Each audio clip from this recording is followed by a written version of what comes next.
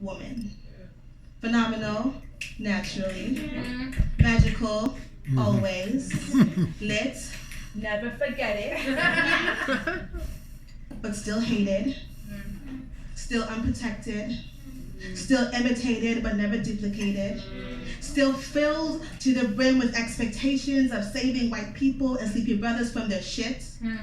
As if birthing the world wasn't enough, I have to remind all the generations of my offspring that my worth cannot be diminished, and my breast milk so courses through your DNA. This life can be hard as fuck for a black woman. And if it wasn't for the machete-wielding strength of my grandmothers, the hip-to-fuckery intuition of my mothers, the I'll-do-it-myself drive of my aunties, the leave home and make a life for herself ambition of my sisters, the wild and free-spirited energy of my daughters, the I will cut a nigger ferocity of my sister friends, and the ever-present guiding voices of my ancestors. If it wasn't for them, this world would have hurt me real bad a long time ago. But let me shape your understanding of black women. You were birthed in between the legs of the women I come from. We held onto trees and pushed your ungrateful ass out of the inner courts of our bodies.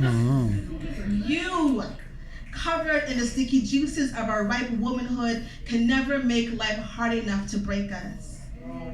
So do whatever it is you gotta do.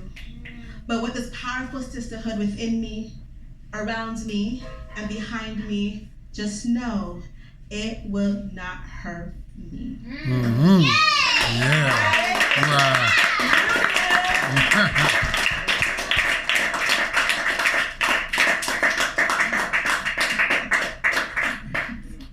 There are times that I am tired of being black.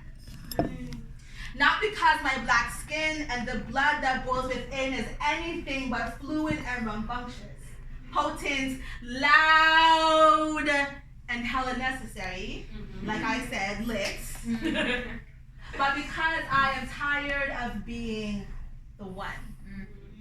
You know, the spokesperson for all black people and all black things.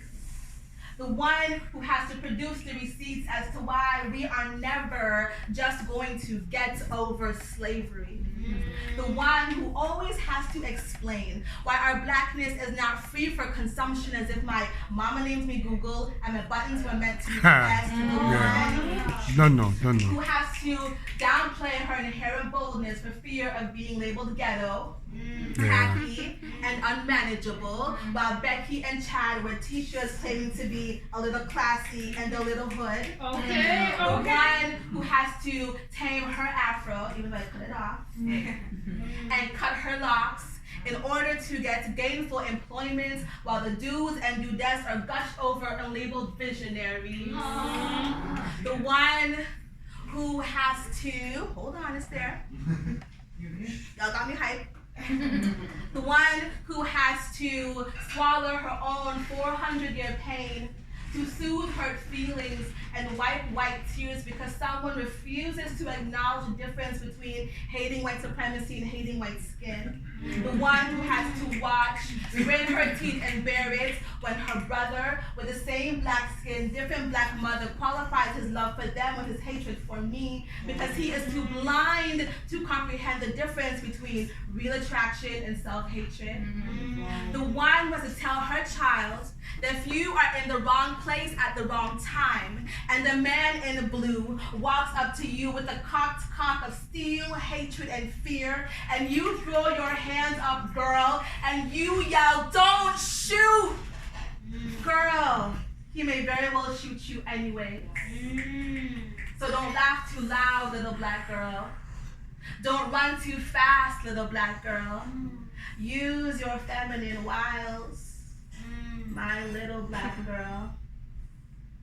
I am one person, and though I reach one to teach one, I am tired of slicing myself into unseasoned versions of me. There aren't even any crumbs left for me, so what do I consume to replenish this drained energy?